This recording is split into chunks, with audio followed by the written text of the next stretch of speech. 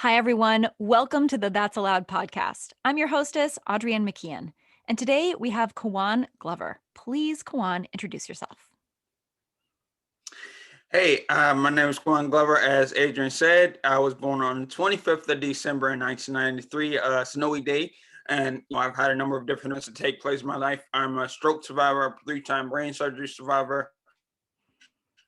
I've written a book, I've started a business, and I am a serial overcomer. And I'm here today to have a conversation about my journey and whatever else we talk about. That's amazing. I love it. A serial overcomer. That's beautiful. So I'm also a December baby. So we could probably have a whole podcast about the peculiarities of being born in the month of December, especially on the 25th, I imagine. Absolutely. Absolutely. Yeah, but let's jump in with the first question that I usually ask, which is, what story is the world not getting? A lot of, with my journey in particular, a lot of times you hear about the massive surgeries, and I've had three of them, brain surgeries, I've had a stroke, and you hear about that a lot in the community. But the stories that are not being told are what happens in between and after those procedures, the Mm. dark times, the emotional, mental trauma you have to deal with, the recovery, not only physically, but the hardest part is the other types of recovery, the mental, emotional, financial recovery you have to undergo to get through those dark times when you find yourself alone, not worthy. You find yourself becoming a burden. You feel shame about what you've been through or who you have become. You're no longer the same person you were before. So again, you hear about the stroke, you hear about the surgery, you hear about the physical recovery, but we don't talk much about what happens in between all that and even after. So tell us a little bit more about that. What is it like in those in between phases? You know, depression is a interesting thing. It's not sadness because sadness comes and goes. Depression is like it really is that lingering cloud. It makes the world feel dark. And when it sets in, you start to almost feel good about it. It's like comforting, like, oh, I am the worst person in the world. This is the terrible circumstance that I have to live with. And you start to find comfort in isolating yourself and being okay with this just my life now. And it's so crafty in that it nestles this nice little warm bed for you to just lay in and never move again. So it makes you feel like this is where you're supposed to be. And again, when you deal with physical trauma, it lives in your body, but it also builds a house in your mind. And sometimes that house is hidden and it only shows face in certain situations when you're triggered. So in order to combat those things, I had to look at the person in the mirror. I had to really self-assess. I had to really figure out, hey, am I holding stuff in? Like, hey, is this manifesting in other places? And then, I had to embrace other routines. I had to embrace loving myself. And, from where I was to where I am now, I say it's a quantum leap. Like, I love myself more than Kanye loves Kanye. And that's a big I love you to me. So, Wow. it takes a while to develop those those tendencies and practices, and it's not a battle that's easily fought. But when you finally can see the other side of it, when you can see the light at the end of the tunnel again, it feels pretty amazing. So where did that shift happen for you? Where did you start to see that little pinpoint of light at the end of the tunnel? So in my business, was to get you from victimhood to victory, and like to be the ultimate hero in your own journey. And I like to call it the bottom of the V. If you can see on that thing right there, there's a Yeah. point at the bottom where you have to, is this where I'm going to remain for the rest of my life? You have to make a decision, and then you start to see that shift. So for me, it was on sometime in August last year, and I had just finished watching Tony Robbins' "I'm Not Your Guru," and I couldn't understand I got into the surgery, I got into physical rehab, why I was still holding on to something. And for me, it was guilt.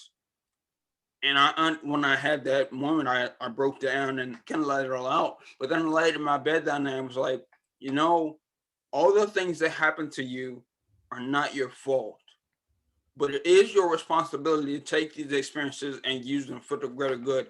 And that's the point at the bottom of the V, where you're at your darkest, lowest moment, when you have to make a decision. And that's really all it takes. Now, after you make that decision, it's not like all sunshine and roses, but that's when the work can really begin.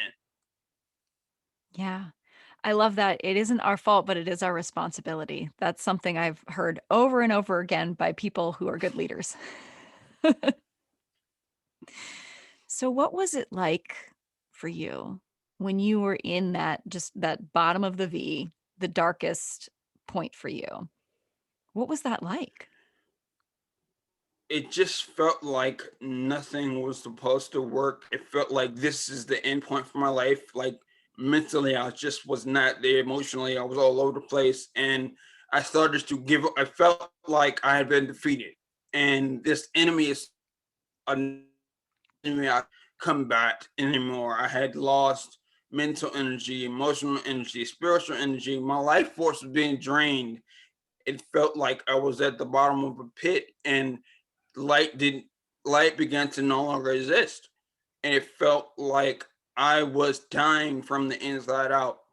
But the power of making a decision to make that change can lead you up a path towards victory, and that's when you complete your V. And that's what I had to realize. Again, it wasn't my fault, and I blame myself continuously for everything that happened, and I took Mhm. an over responsibility. But it wasn't my fault, but it became my responsibility. And that's when I realized, people would always tell me, you should tell this story, people have to hear this, people have to know. And all those things came to me, and then I can start to combat the voices in my head, the naysayer in my life, which ended up being who I was. And once I was at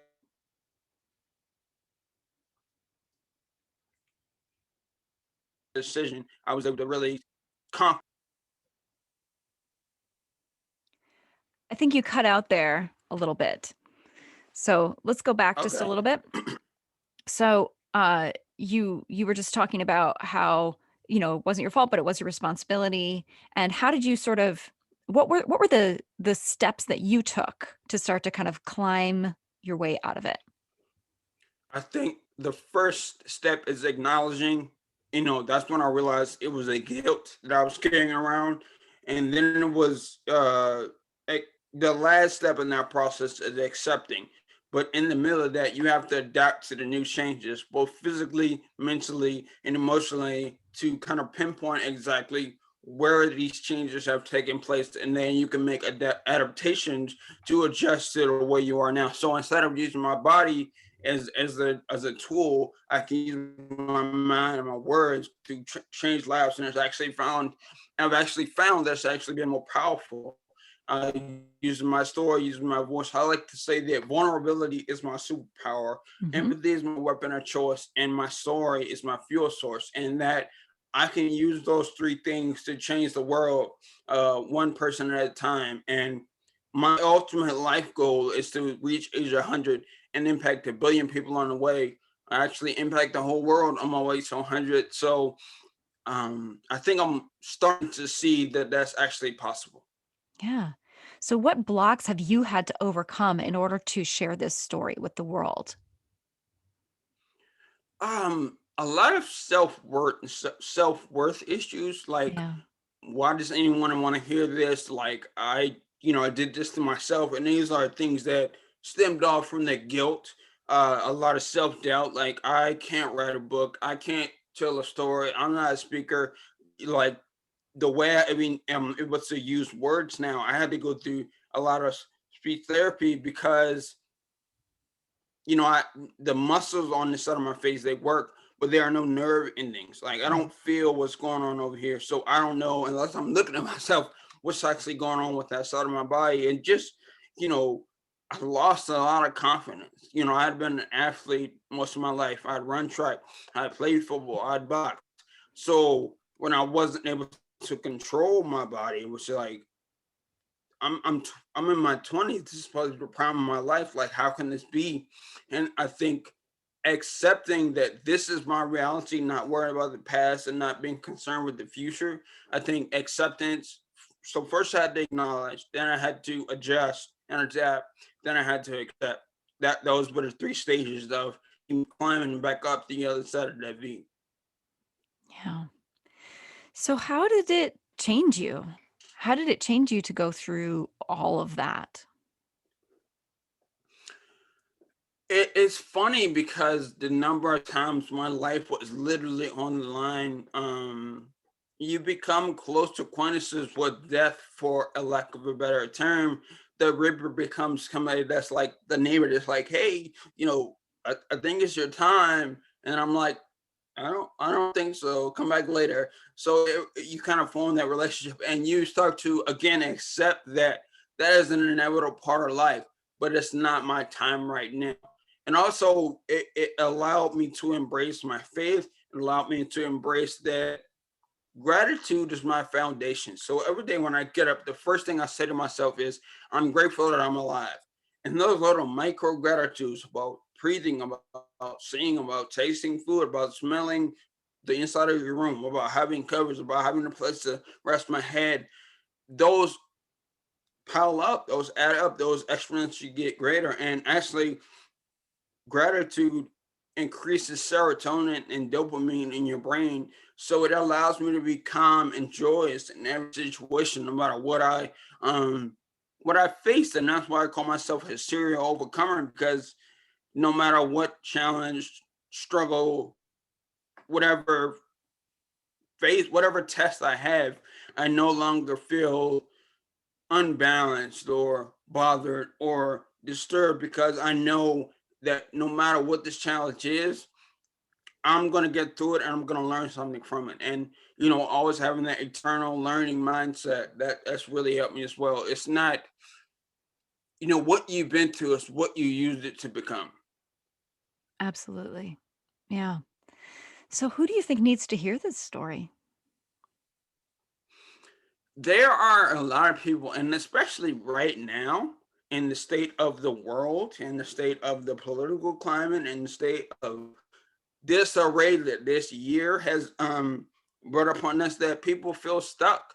They feel like there's a dark place they found themselves into. They feel like they don't know where to turn. They feel like everything they do is wrong, or they feel like they are overly concerned with the opinions of others.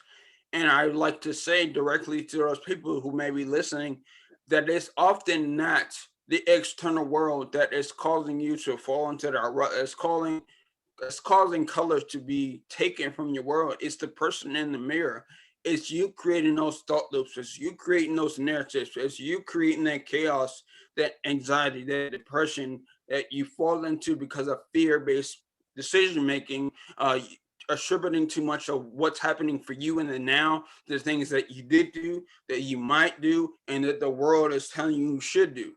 I Mhm. think those people that don't often realize there is a light in the tunnel. But one of the things I know now is that sometimes you have to crack to let the light in.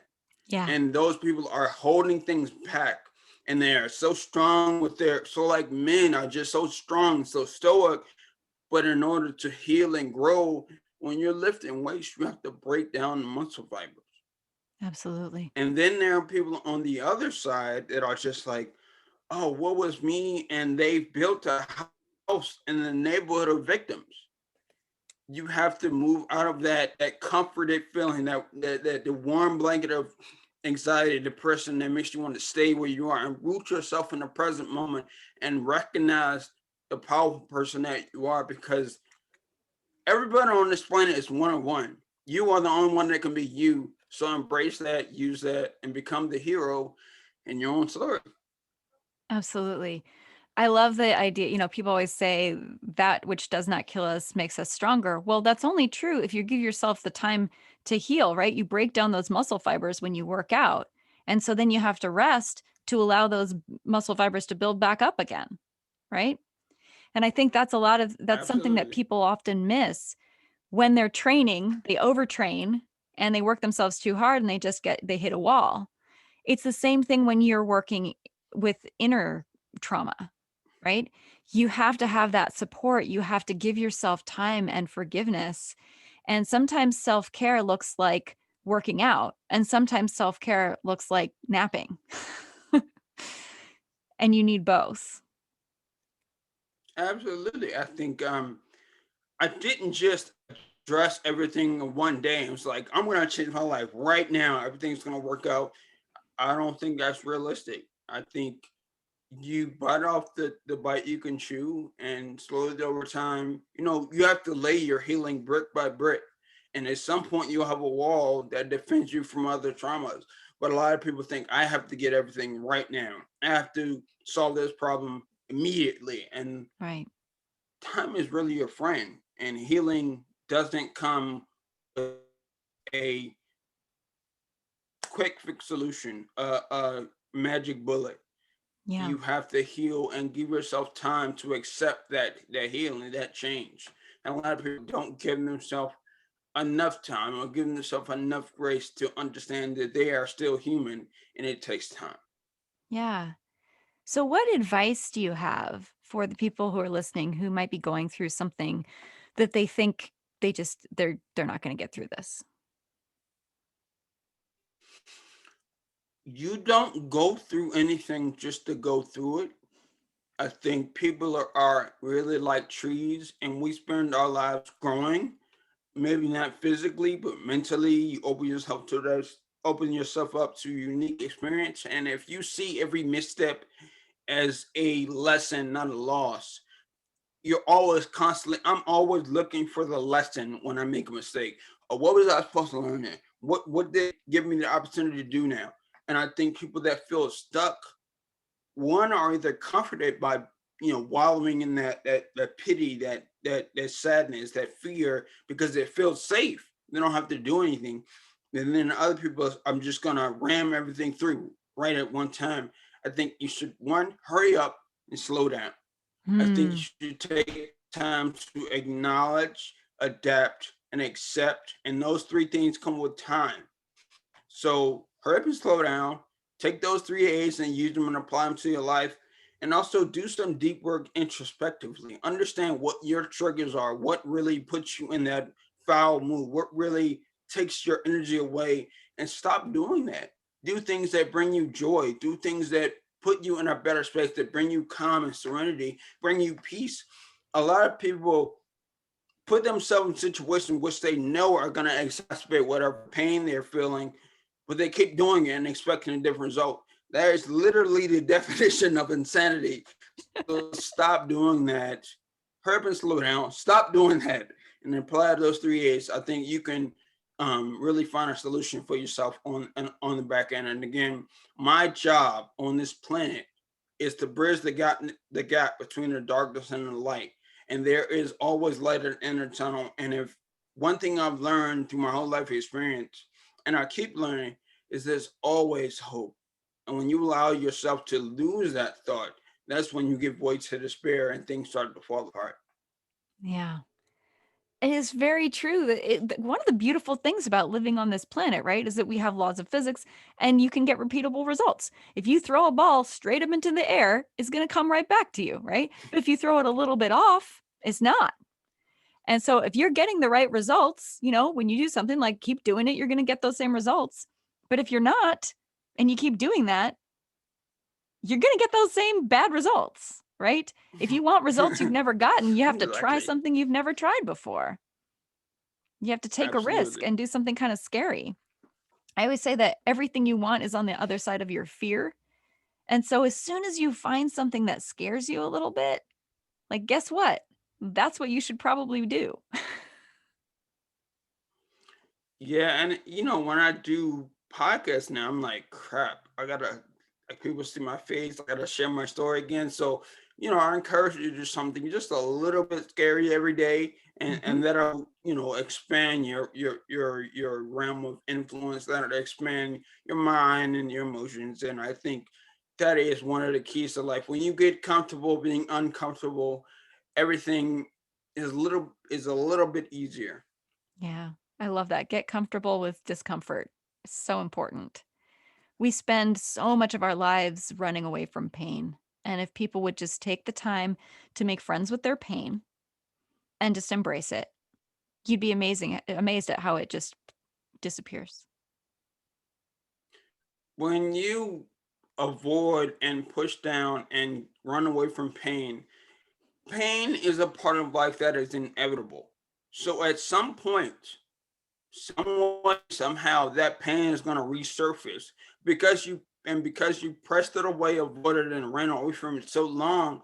It's going to hit you a lot harder when it comes back. So you can avoid this for the rest of your life, but at the end it's going to hit you like a sledgehammer. So I'd rather take the pain in smaller doses and address it right in that moment, and then allow myself to learn from it instead of avoiding it. And again, pain is inevitable, but suffering is a choice. So Yeah, if you avoid the pain, you're going to suffer in other areas in the long run. absolutely. So, what do you think is the main message or takeaway from people listening to this? The message of my book is just always hope. You know, persist until something happens, and that's what I did. But I like to say it in a little more of a flowery language.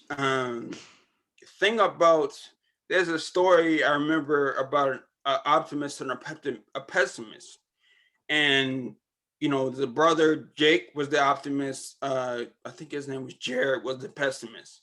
And the thing about the difference between the two is shown when they look out the window and it's raining outside. Well, Jake, the optimist, he looks out the window and looks over the horizon and see the sun coming over the hill. But when Jared, the pessimist, looks out the window and sees the rain, he's overly concerned with the stains on the window.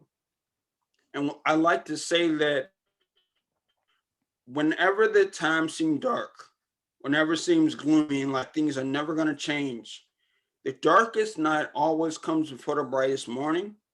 And your morning is just over the horizon. Your morning is on the way. Your morning is coming. And there is nothing on this planet, hell, earth, snow, wind, fire, snowstorm that can stop that. Your morning is on the way. Beautiful. All right. So, let's shift gears a little bit. We're going to do a little exercise here, which I like to do with my guests. So, what I'm going to have you do is close your Okay. eyes if that's comfortable for you. And I am going to wave a magic wand, and all of your deepest desires have just come true. So, everything that you really want deep, deep in your soul has just come to pass. So, I want you to wake up in this new reality and look around and just tell me what you see, what you hear, what you can taste, touch, and smell in this ideal space. Well, I'm living in a house. I'm married. I have two kids, like a boy and a girl. I think the girl's older. Um, I have a call in about 20 minutes with my company. We're doing a merger right now with another company. We have a deal with Netflix to do a talk series. Um, I'm looking through my cell phone log. I have a lot of numbers I didn't have before in there. I just had a meeting with my favorite musical artist yesterday, Kid Cudi. I'm on my fifth book, and I'm supposed to meet up with some of my best friends later. And I just feel an overwhelming sense of peace, calm. Um, I'm about to meditate before this call, Mhm. and I just finished the latest Stephen King book, and it was awesome. And I think I'm no longer worried about, money or, um, you know, my body is back at 100%, and I am living my dream. And my books are selling all over the world and getting translated. And, you know, Okay, so I want you to see today there are here. no worries. you're in your living room space, right? Whatever the central living Right. area of this home is. And I want you to look over, there's a bookshelf that's just full of your books. It's just got your name, your name, your name, your name all over this bookshelf. And I want you to take a breath in. Something delicious is being prepared for you right now. Do you smell that? Yeah. Yeah. Everything's being provided for you in this space. You've done your work. There's nothing more that you need to do right now. You can just be in this beautiful space. Do you hear anything? Um, I hear little footsteps, and I can hear like some of the pans like clinking around. Yeah. Um, I really smell like blueberry muffins, but like the big fluffy soft ones. Oh, yeah. And I'm turning around now to head over to the kitchen, and I can't really see my wife's face, but I can see her smiling back at me, Hmm. and she just kind of gives me a smirk and like a thumbs up. That's what I Beautiful. see. That's great. And so I want you to you're in that meeting now. Okay, you're having this meeting. There's all this collaboration happening, just all these ideas going back and forth. And I want you say something and it's like everything just stops for a moment and everyone kind of looks at you and says, "Wow, that's a great idea." And I want you to just soak in that validation for a second, that your gifts are so appreciated and valued in this space.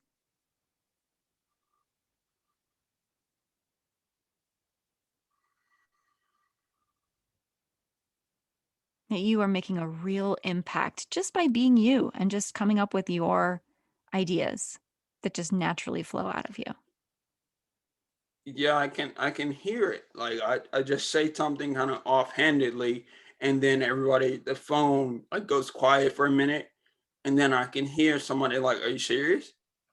I'm like, "Yeah, I think that's a good idea." And then everybody's like, sighs of breath of relief, and the last person that speaks and says, "I think we're gonna do great for the world," and then the call ends.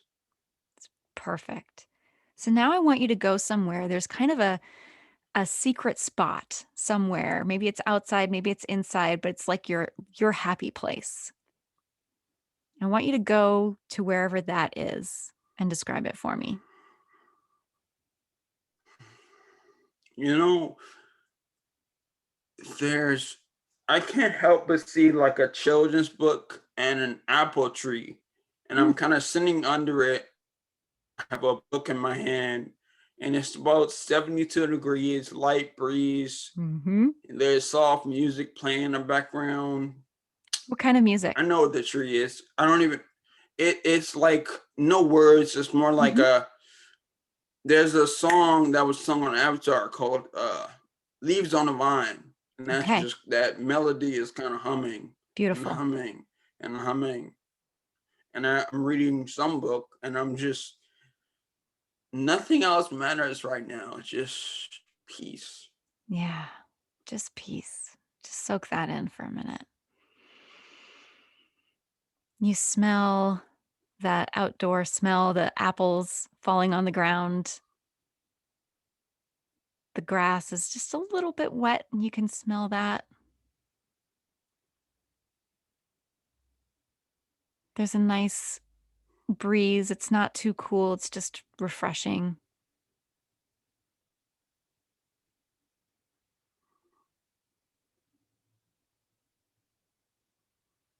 There we go.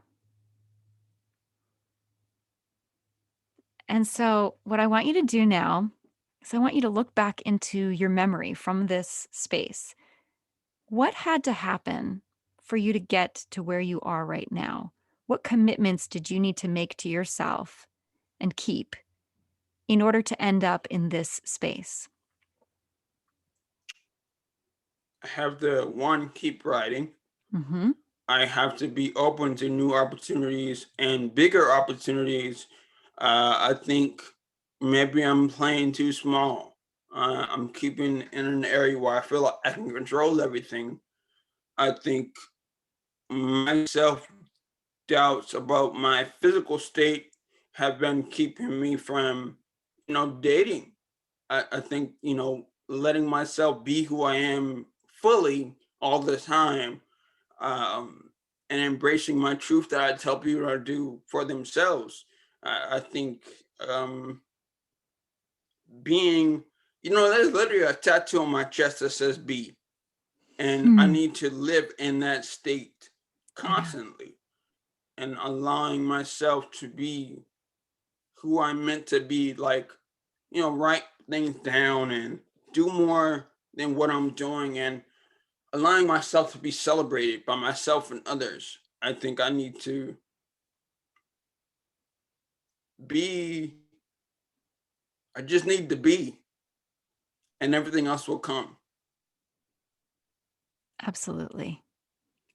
So, to remind yourself of that, what I recommend is that you get that piece of music that you talked about.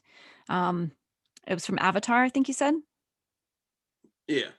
And so, get that piece of music, get a little slideshow together, maybe have that apple tree, something that reminds you of that smile that your wife gave you, something that reminds you of that home, maybe a picture of your book, and just have that little slideshow and listen to that music and allow yourself to just be and feel those feelings every morning, just as part of your morning routine. So that will really set the tone for the rest of your day and get you right into those kind of core desired feelings as you go into the rest of your day. I think that's an awesome idea.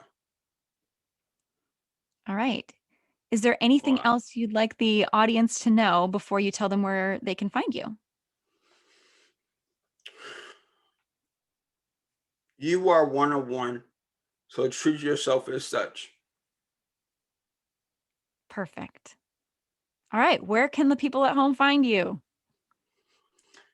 I'm on all social media platforms: Facebook, Instagram, Twitter, LinkedIn, Snapchat, but you can find me primarily on Facebook, LinkedIn, and Instagram and Twitter. It's my name, Kawan, Kawanglover. The only difference is on Twitter is an underscore between my first and last name. I also have my book out, Favor: How Stroke, Struggle, and Surgery Help Me Find My Life's Purpose. It's available on Amazon in ebook and paperback format. And the last thing I say to everyone is that achieve victory and become the hero of your own story. That's my goal in life. That should be yours. And address the person in the mirror, and he will tell you exactly what you need to do to get there. Thank you so much for being here, Kawan. That was wonderful.